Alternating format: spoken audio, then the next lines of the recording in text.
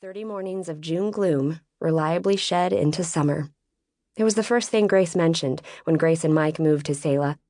Not the palms, not the beach tar, not Taco Tuesdays at Howler's, but that weird weather thing, how it just seemed to vibe with what all these people were about. Suzy slides her flip-flops off and sinks her feet into the sand, tucks her board under arm, turns her face up into the naked light. She wades farther out onto the beach, watches a volleyball game to her right. Though she expected to be among plenty of strangers, she's surprised she doesn't recognize anyone at all. Just bodies thrown wide, lunging for passing shots, or hinged open in beach chairs, stretched out but propped up, like square root signs flipped over. All but one or two sets of skin are darker than hers. Even after a month in the sun, she hasn't had much success jackhammering through the calcified layers of her upstate winters. She's just never cared this acutely before, never given it regular thought. But around her now, the toasted girls alight with their gumminess, the boys with their counter-handsome peeling noses and white eyelashes, their rhythmless rubber flailing to the hollies.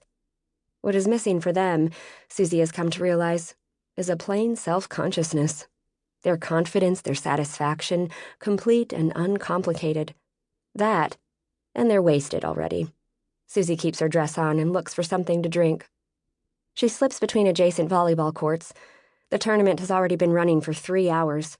She'd been told all about it by Grace and Mike. The drunken draw.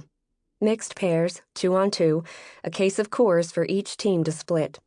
She doesn't know the pair receiving serve to her left, but recognizes the other couple from Howler's.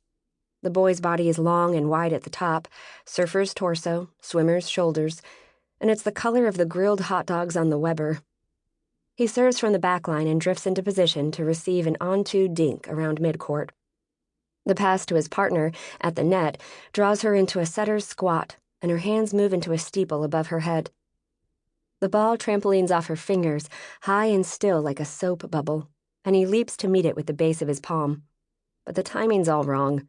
He's way up out of the sand before the ball hits its crest, and he slaps it open-handed and side-armed on a direct course for Suzy's face.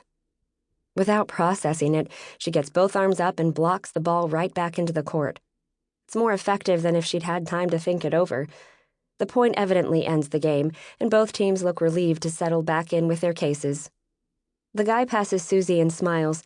He tries to say something, but it comes out as sound and saliva. Suzy waves him off and says, No, I'm sorry. She finds a keg buried at the weathered post at the edge of the court. The post has names and dates carved into it, hearts and initials, phone numbers, a couple RIPs.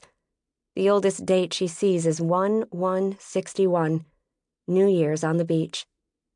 Suzy finds a seat far enough from the court to avoid stray shots, but near enough to keep an eye out for Grace and Mike. She plants her board into the sand like a spade, crosses her ankles, and compresses into a tidy knot. She drinks half her beer and scans the horizon.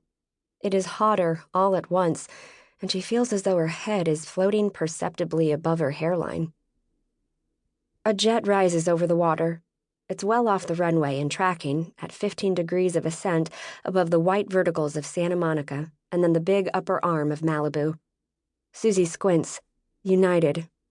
55 seconds later, Western. Another 55. Pan Am. IDing the paint job isn't a challenge. Guessing where it's headed is the game. The United jet spirals deliberately before aiming itself back east toward the continent. United hubs, Chicago, Washington, Newark. She watches the plane swirl higher and perceives it to be pointing more northerly than not. O'Hare in 4 hours. 3 flights a day, spread across the timetable, LAX to ORD. Next up, a red and white 727. Western. LA to Las Vegas, maybe. Grand Pacific's odds-on up next. They're 0 for the last 8 takeoffs. But instead, Pan Am again, 0 for 9. Then TWA, 0 for 10. Continental, 11. Finally, there it goes, Grand Pacific.